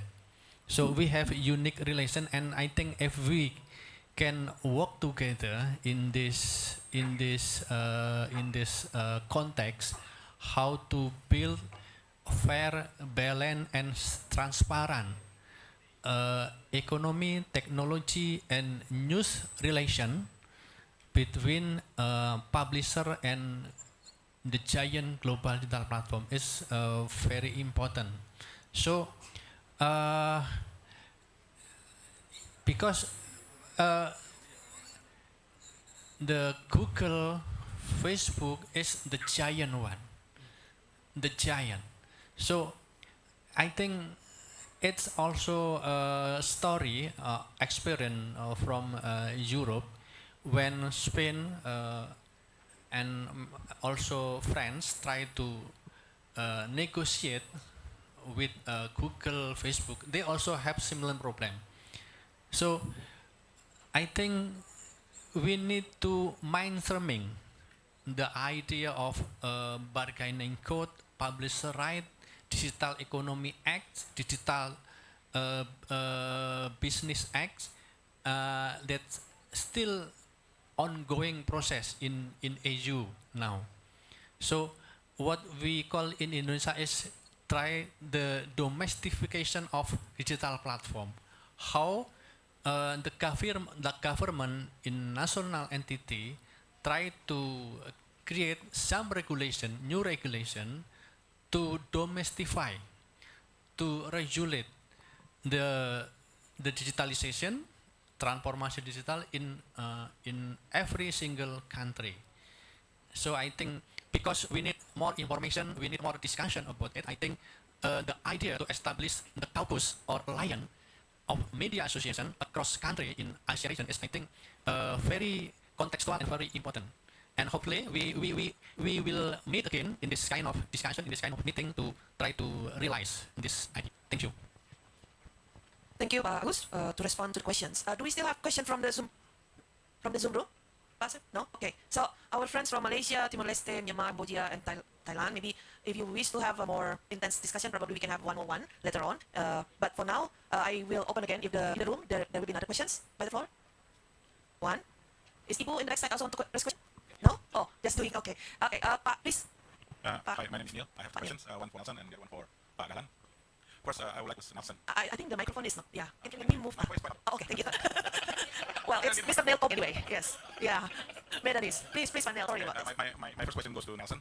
I'm quite interested with the 200 million plus amount that you receive from the platform during the 6 months negotiation, right? It's quite a short period of time that you can get additional 200 million Aussie dollars for the publisher.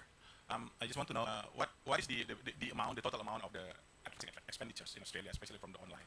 Because as Pak Agus mentioned earlier, that here in Indonesia, the revenue sharing ratio is 70%, 70 to 30%. So using that formula, whether that formula also applies to get the 200 million Aussie dollars additional revenue. Okay, and Pak Dandahi, I think I have the same opinion with you that this algorithm should be observed, surveilled by the independent body. What do you think the most appropriate body in Indonesia, whether we have to establish a new one or we can use the existing one? Because what I know from the draft submitted by the Kominfo, that I think Santi mentioned earlier that it will be regulated under the Press Council, whether Dewan Pers, I believe, has no authority to regulate business issues of the publishers. Thank you. Hi. Yeah, I in terms of revenue, digital advertising revenue that the digital platforms make in Australia. I just quickly Googled, and Google makes about, I think last year was, up until May 2022 was 1.4 billion Australian dollars, and Facebook was 1 billion Australian dollars. So I am not aware of the sort of digital advertising revenue sharing that is in Australia. I'm not sure how that goes. But in terms of the $200 million that all publishers, we all secured across Australia, that is, it comes down to individual negotiations. So it's very difficult to say what each individual publisher or group of publishers, how they negotiated with them to arrive at whatever amount that they did. Obviously, Google and Facebook have their own formula on what they think each publisher should get, and then the publisher will then say, well, actually I disagree or I agree, and then you go back and forth. And so, but there is no specific model, and I suppose if the code is introduced in Indonesia, that's something that the publishers would have to arrive together and formulate something, whether they base it on their company revenue, journalists that they employ, or their website